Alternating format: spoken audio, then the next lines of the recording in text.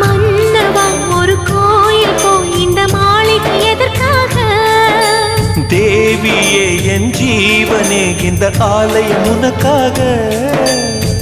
வானில் ஒரு புயல் மழை வந்தால் அழகே என்னை எங்கனம் காப்பாய். கண்ணே உன்னை என் கண்ணில் வைத்து இமைகள் எனும் கதவுகள் அடைப்பேன். சத்தியமாகுமா? நான் சத்தியம் செய்யவா? தொடு தொடுவெனவே வானவில் என்னை தூரத்தில் அழைக்கின்ற நேரம். உவா